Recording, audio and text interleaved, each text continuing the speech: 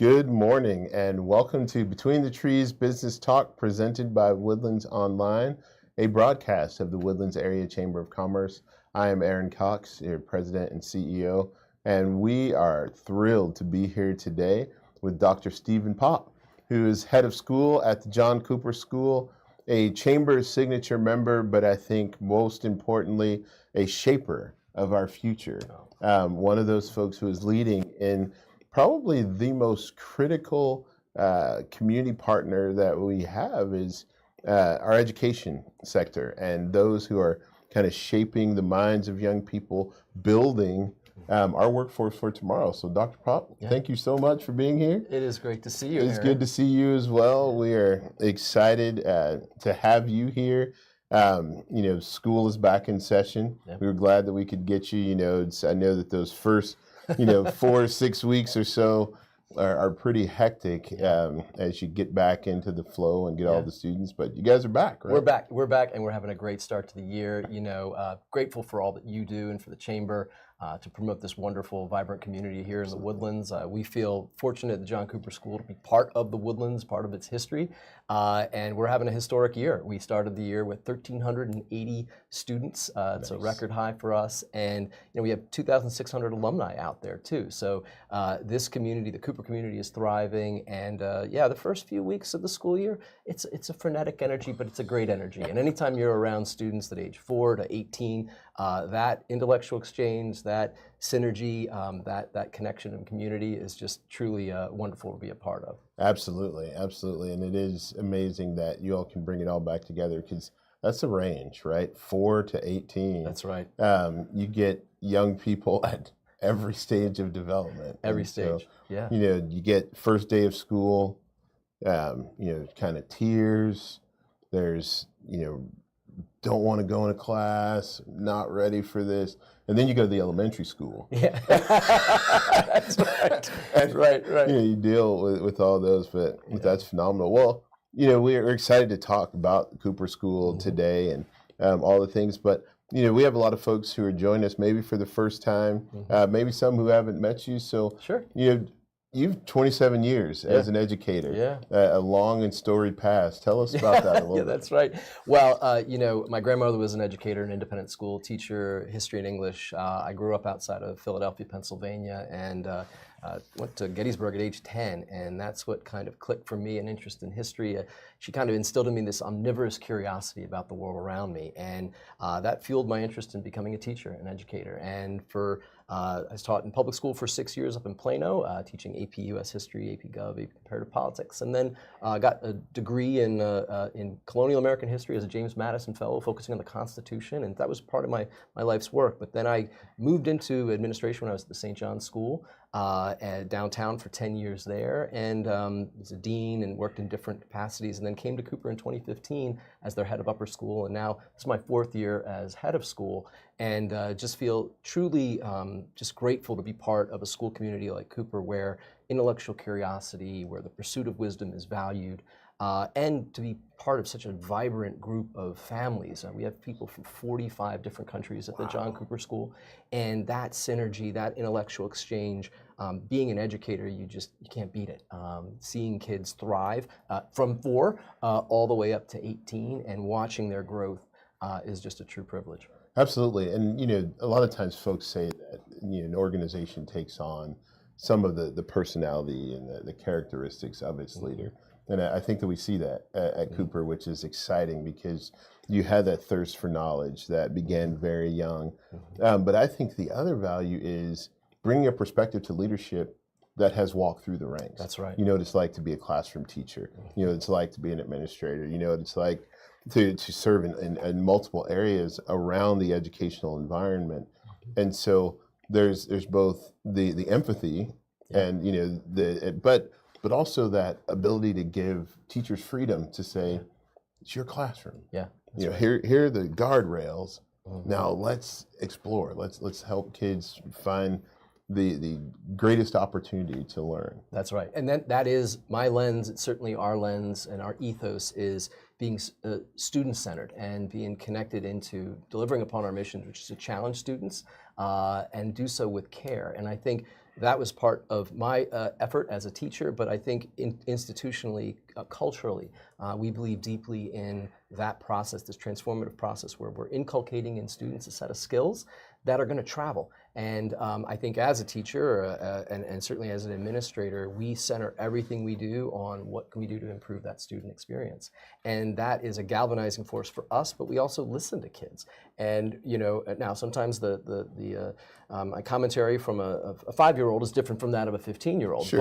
But there is great truth and wisdom in what students want and are interested in. And we got a great group of faculty who develop their curriculum and continue to improve each and every year in a very dynamic landscape right now. For sure, for sure. And you've touched on it a little bit, and even just sharing that part. But one of the things that's very important that you all are doing at the Cooper School is preparing future leaders. Yeah. And I think as part of that leadership, you're also developing their skills, broadening their perspective to be critical thinkers. Yeah, that's it. And talk about Yeah. the importance of that and some of the ways that you all are doing. Sure. I mean, when critical and creative thinking is embedded within our mission statement, and we believe that's a skill that travels. And despite all the advances in technology or artificial intelligence and things that are moving at such a rapid pace, at its core, we need to continue to endeavor to ensure that students have that critical and creative thinking and that dexterous, nimble mindset, that growth mindset, that they can be thinking intentionally about problems and dilemmas,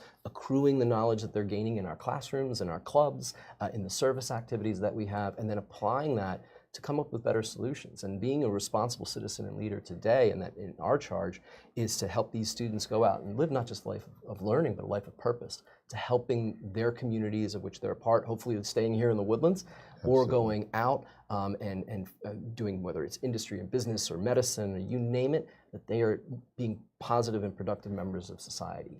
And so that's an important charge for us, and we take that responsibility very, very highly. Absolutely, and it's it's amazing that you do that and integrating kind of what I call good old-fashioned learning with a lot of the new age technologies. Mm-hmm. I was at an independent school, probably 15 years ago, and was touring. And one of the things that I noticed in the lower school was, and I mentioned it to the administrator that we were with, I said, I don't see any computers in the room. And she said, because we learn math. And I went, yes, ma'am. But, it was talking about those fundamental skills and then the application of them. Yeah, that's right. And then the transition of them to technology, to the greater world, to all of those other things. Yeah. And you have to be thoughtful and age appropriate in our approach to these things, of course. But I think it's utilizing some of these really dynamic tools in an age appropriate way. But making sure, though, that the ethical guardrails are there for our uses of technology, and importantly, that human element of learning, that collaboration, that conversation that goes along with learning, there's diversity of views that help solve problems. I mean, if you think about the major innovators and the great discoveries, is that they're often, sometimes it's a lightning in a bottle, it's a light bulb that pops off, but oftentimes it's based upon an accrued, shared knowledge and different people working together to create something truly distinct and profound. So we want to harness that, and we focus a lot on giving students opportunities in the classroom to talk with each other, to work with each other, and then to do so outside of class as well. Excellent, excellent. Well, I think that some may know, others may not, but the Cooper School was founded as part of the Woodlands Master Plan. This was, by design, and I think that it speaks to the forward thinking, the innovation of Mr. Mitchell and those who founded this place. But you all are carrying on that tradition. So tell us about some of the initiatives that kind of set you all apart. Sure. Well, we have great pride and respect for this important tradition, this legacy. When Mr. Mitchell was thinking about creating this wonderful, verdant community, he wanted to create not just educational opportunities, but importantly, an independent school. His kids went to St. John's downtown, and then he brought up John Cooper, who was the head of school down at Kincaid. And in that, in affording us these 43 acres with which we could become a school for the future, the idea was to draw in great community of learners and families, but also inspire innovation in industry and technology. And I think we've done that. State-of-the-art facilities. We're a college preparatory school. We on our 43 acres, but we have state-of-the-art facilities that you'll see at the university level, including our Math and Science Center, which is replete with everything that you would get in an engineering or a STEM building on a university campus. So too, a lot of our initiatives, we have been forward thinking in terms of making sure kids have opportunities to learn in a diverse array of curriculum, some of which they even create by themselves through our independent study projects. We're part of a global online academy consortium in the upper school, getting 60 plus courses in addition to the R's that count for credit, so students can engage with and learn with students from around the country and world. And we were actually doing this kind of asynchronous and synchronous learning prior to the pandemic. And I think, for us, it's all about, continuing to keep our eye on that future horizon, but set it on our North Star, which is our mission. And that's to ensure that we're giving these kids the important skills that we think, just like Mr. Mitchell believed in and our founders believed in, that these are skills that will travel and that they're going to help kids navigate an array of different opportunities throughout their life. Absolutely. So, amazing facilities I've been through several times, and each time I see something new, which is elevating the study and the teaching of science and technology and engineering and all of those skills, and we know that those will be valuable going to the future. But you all also have facilities that provide not only a broader experience, but access to things that expand the mind, that we know are critical in development, like the arts. Yeah, absolutely. And let's talk a little bit about the arts. Well, we're gearing up. We have a fine arts preview. We're doing Les Mis this fall, so on November 13th, if anyone's interested, they can come in with one of our admissions events.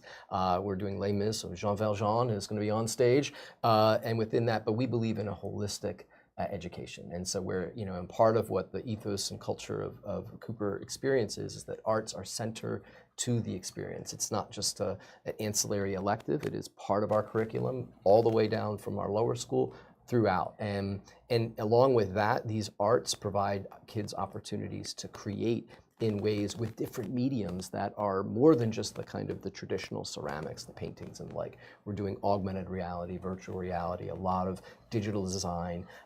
It's wild. I was looking at 8th graders who had created these this virtual gingerbread house community for the holidays, and putting on VR glasses and going into it. So we're constantly thinking about how do we line up with the current technologies and give our students the ability to then utilize this, because what they do is just stunning within that. And art is ubiquitous across our campus. You'll see art sculptures and the like all around campus, and all of our teachers are practicing artists in the visual arts department, and in our performing arts departments. They too are accomplished professionals that worked in the professional field in the arts. That's phenomenal. So to be able to bring the real world experience That's right. into the classroom. Well, so we've got the STEM covered, we've got the arts covered. Yeah. At the end of the day, it's September. Yeah. We're heading into October. And probably the biggest thing on campus is a 3-0 start for the Dragons, baby. Hey, we're having a good year. That's right. Yeah. Well, absolutely. Yeah. So it's good to see, and I think athletics is another one of those that weaves in. So along with football and basketball and soccer, you guys have a full array of ways for young people to plug in there as well. That's right. I mean, we want students to find success in the classrooms. We have over 20 different AP offerings. We want to have success in the arts and give accessibility to that, where you have like almost 75% of our kids are involved in the arts beyond the graduation requirements. It's remarkable. And then in athletics, it's part of that whole child experience. And we have 30 plus sports in our middle and upper school. Kids have opportunities to play. And we are having a great start for the fall football season. So is our volleyball team. So is our cross country team. And our cheer team is its largest it's ever been. And part of what we're excited about is what we want to do is help develop students that are scholar athletes that that are not just physically fit, but they're mentally strong and emotionally intelligent. And one of the things that we've done a lot of work on at Cooper too, in addition to these offerings, is build into that an emotional intelligence skill set. And we've been recognized by the Yale Center for Emotional Intelligence for our work, and we're doing a lot of work with our athletes in particular this year on that kind of mental strength and emotional intelligence, because it all ties together. And Absolutely. just as these kids are, if you're being successful on the field, we want them to be successful in the classroom, and oftentimes these lessons, they transcend. Absolutely. And so it's been great, and yeah, we got a big game on Friday night though, against Fort Worth Country Day, coming downtown, coming down from the Dallas Fort Worth area. So we're excited about it. We're really proud of the team. Yeah, I'm really kind of depending on you.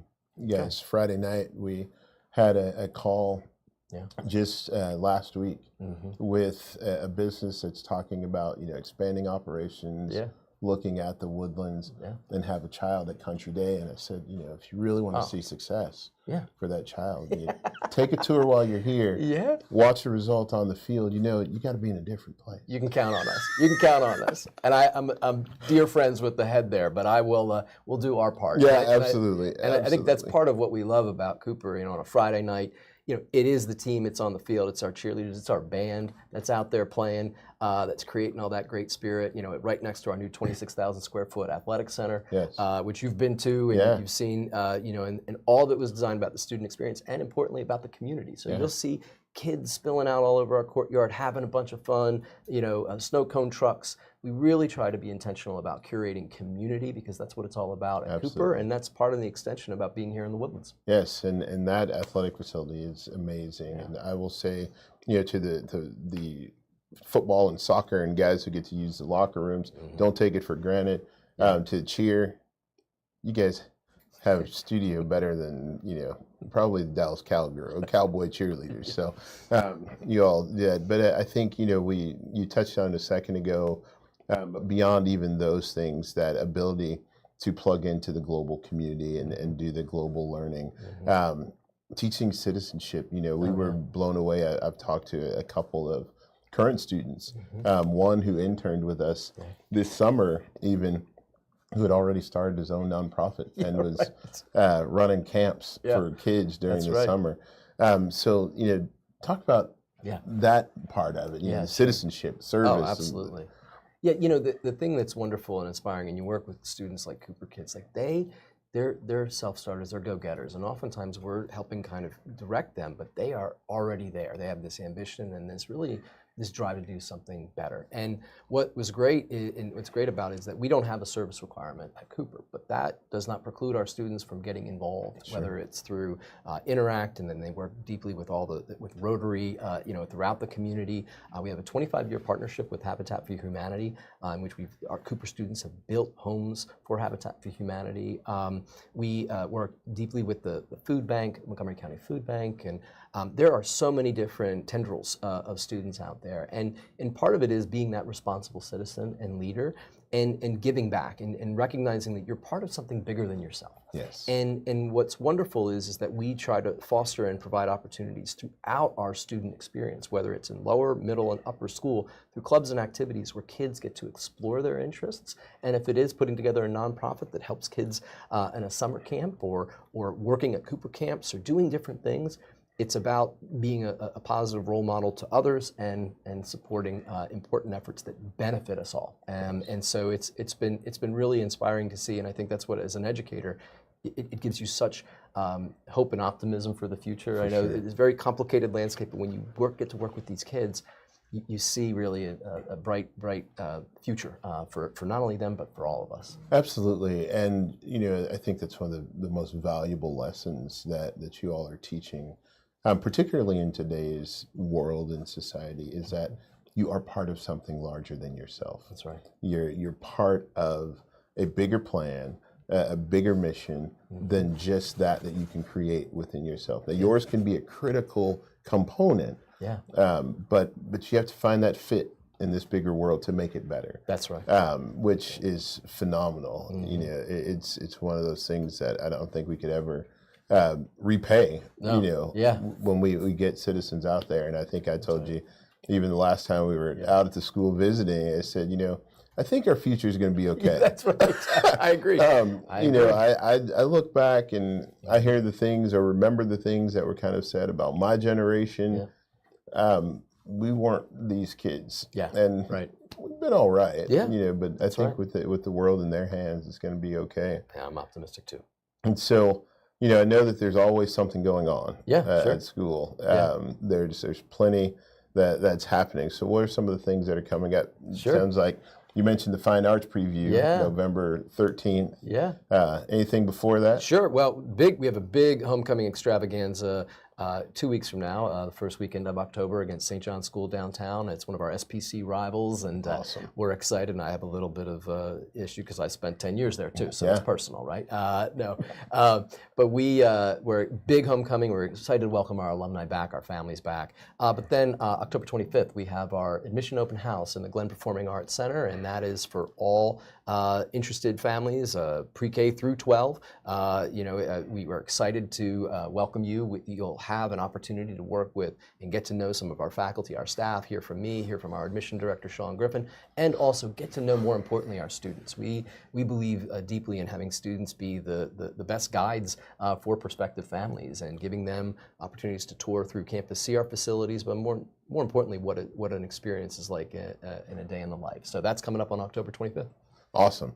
That is a great opportunity for families to get out. And if I may, I want to encourage our business leaders, the business community, to pick up the phone, give a call, and schedule some time to walk around. To, as you look down the road and you're wondering, what's our workforce going to look like? What things are happening?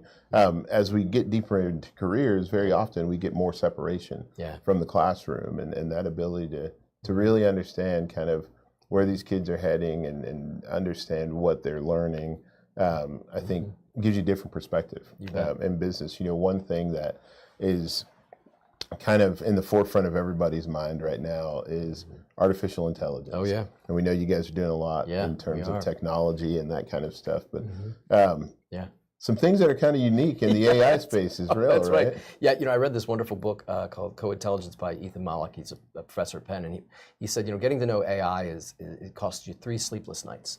And I had those 3 sleepless nights. The existential but I think more importantly now, on the other side of that, boy, such profound opportunities. And so we've been working intentionally across divisions with our faculty and staff. AI is here. It's not going anywhere, and it's only going to get better.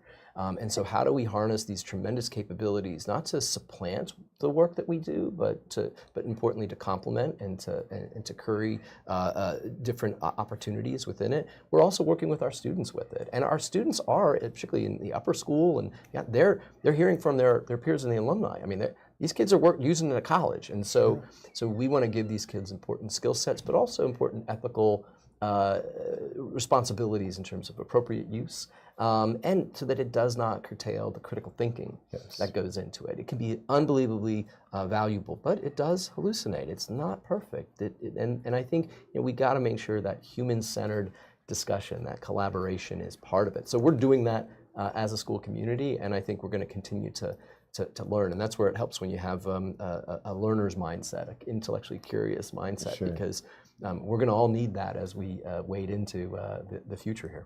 Absolutely. It's interesting that we see so much fear and kind of apprehension around the topic. But I was reading an article about AI, and one of the points that the author made was, yes, it's a powerful tool. Yes, it is going to be something that we can use in multiple ways as we go forward in our world. But remember that the intelligence that it holds is artificial. It is still limited by the things that we can create. So I think teaching that, how do we set the guardrails? How do we use this with integrity, and how do we use this tool that we have at our disposal ethically? And I think one of the lessons that students at Cooper are learning is for the greater good. For the good of this world. And so how do we guide it in those ways? And we can have amazing outcomes, right? That's right. And they're already doing. I've been seeing a little bit. We have students that are working with us, helping us inform that student lens, and what they're doing with it is truly remarkable. And it's exciting to think about the opportunities and potential that these technologies have, and at the same time, I think we've been very encouraged by their thoughtfulness about that approach. That's phenomenal. It's been exciting. So much more. We could probably spend another hour on that. Yeah, absolutely. Yeah. That is one of those things. So, you said you have an alumni network. Yeah. Of how many now? About over 2,600. 2,600 alumni. The school's been in existence since 1988, and our first graduating class was 1994, and we had a graduating class of 25. It was interesting. George H.W. Bush spoke at our graduation, and he was a friend of Mr. Mitchell's and John Cooper, and so we had that. But throughout the 90s, we had rather small class sizes, and so more recently, we have a senior class of 135 this year. And so our alumni base continues to grow. They're all over the country and world, but increasingly a good number of them are back here in the Houston area, and we want more of them to come back to the Woodlands. And we do see that. We have some 37 families that are, or 37 kids that are Cooper alums, legacy alums that are kids of alums. And we're seeing that, and that's been really exciting for us to have families, alumni come back and come back to the Woodlands because of all the tremendous opportunities that are here. And it's fun to see that alumni grow, that alumni base grow. And I know that since I've been here in the Woodlands, I've run into a few people who are, I'm a Cooper kid, but then have actually been on some college campuses where, just in groups. Whether you're touring or what have you, and they go, "Oh, you're from the Woodlands? I went to John Cooper School." And it's like, oh my gosh! I know. It's amazing. Well, and our college counseling process is extremely personalized, and so we have 5 college counselors, and they work diligently to ensure that as the kids are looking to go to colleges, we are college preparatory, that they're able to go to a diverse array of schools, and we're showing options. So, we had 135 kids graduate last year. They went to some 80 different colleges and universities. They're going all over the place, and they're going to elite private liberal arts schools, great state schools, honor colleges. They're going abroad. It's all about, tailoring a personalized approach for that. And so that's where, and instilling in them that pride and connection to the school, and when then they go. So it's great to hear that when you're on a tour, hey, and that affinity and that connection to the Cooper community is something that we're continuing to build out. We've had more alumni talks of recent. We're really excited about building out our connections with all of our alumni that are out there. For sure, and I just can't go on having a relatively recent high school graduate and another. I think it's important to, as they say nowadays, to kind of double click on the fact that graduating class of 135, 5 college counselors. That's critical. One of the things that we're missing a lot is that guidance counselor, right? That's right. That ability to connect with kids, and it's been interesting to me learning that there are a multitude of colleges and universities across this country. Oh yeah. We have no shortage of schools. Amazing. Yeah. The most critical thing that a young person can do is find their fit within the campus. Do I want to go somewhere large? Do I want to go somewhere small? Do I want liberal arts? Do I want an honors college? And what's the difference? Right. But to have 5 people working, about 25 students each. Is a whole lot different than some other scenarios. That's right. Yeah, and we're very fortunate, and we've been very intentional about that. And part of it, goes to the kind of the low student-teacher ratio that we have in our classes. 16-1 in the middle and upper school, 10-1 in the lower school. We really try to make sure that every student is known and cared for. And as you get to the upper school and you start thinking about universities, let's join with you in this journey. And it's a family journey. It's not just, the students may have their interests and issues, but then the family is part of that conversation. And we try to also imbue into that conversation lessons and experts from higher ed. And so we have a program actually tonight for our families on that, bringing in deans of different universities. Because the landscape at college admissions continues to shift. And so we want to arm our families with the most information. And then to your point, have kids find that fit. And sometimes kids figure it out right away the first time they walk on campus. Sometimes it's more of a process. And we're with them all the way through. And we love seeing the smiling faces in May when they graduate. And we're hearing just great stories about their success at the university level. Absolutely. And again, that small teacher to student ratio Mm-hmm. is incredibly helpful in that, because you do know and see each student Yep. as you go. I That's mean, right. I've been, and I keep mentioning this, but I've been with you on Yeah. campus, and Yeah. I've been with other administrators walking across campus, Yeah. and the fact that even from the office, Yeah. Right. you know students' names, Sure. you Yeah. know who they are, you know who their Mm-hmm. parents are, you know, that matters Yeah, it a does. ton. And so, Wow. and it prepares them That's right. for great things. Well, you know. when I was as an educator, when you're knowing that student, and 1,380, sometimes it's a little tricky to know Sure. everything, but you do want to make sure that they feel that this is their school, their community, and that we're always there for them. And that's part of the true privilege and joy of being at Cooper, is that sense of community and connection. And you love it, whether you're going to a JV volleyball game or a 6th grade football game we had last night, or waving in carpool along with our 5th grade Dragon Patrol that are out there helping open doors.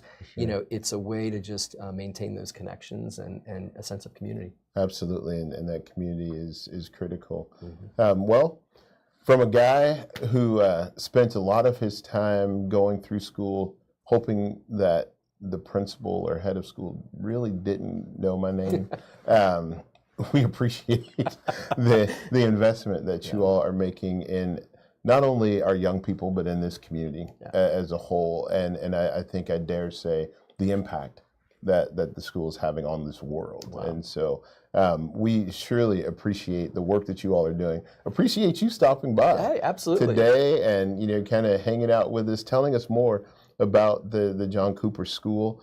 For those who have school-age children, October 5th or October 25th, that's your day. You get to go out and see all of the things that are happening at the John Cooper School, hear from students, and see if that is the right fit for you and your family. Fine Arts preview on November 13th. But I would venture to say, anytime you want to stop by, there's somebody who'd be willing to open the door and tell you a little bit about it, right? Absolutely, and you can go on our website and check on all the things that we have going on, and also if you're interested in admissions, we have an admissions link that you can click, take a virtual tour of our campus, get to know our people and our programs. And Aaron, I just want to thank you for all the great work that you're doing here in this community. It's been a true joy getting to know you this last year and hosting you on campus, but seeing you around at events. And thank you for everything that you're doing to promote this special community that we're in. It really is a unique place and a special place that we get to call home and get to serve, which is phenomenal. But thank you so much again for your time. It's really good to see you. Great to see you. We will be cheering on the Dragons on Friday night. Let's go. Making sure that, and all that, when I say that, I mean all Dragons, whether you're 6th grade, JV, varsity, wishing everybody all the best success. But thank you for coming by. Thank you for the work that you all are doing. And thank each one of you all for joining us today on Between the Trees Business Talk, presented by Woodlands Online. We surely appreciate each one of you. Don't forget, this Friday is our annual meeting and awards, where we will celebrate our members. We will celebrate another year of the great things happening here in the Woodlands area. And we will honor one of our past chairs, but an individual who's been very influential in our community, Miss Mary Madison Parrish. And then coming up in October, for all you golfers out there, if you call yourself a golfer, if you are hopeful you could be a golfer, if you can pick up a golf club and swing it, we have the place for you October 14th. So join us there as well. But until next time, thank you. Continue to make our community great. Continue doing the work that you do to make us that much more unique than the next community. And we will see you next time Between the Trees. Have a great day.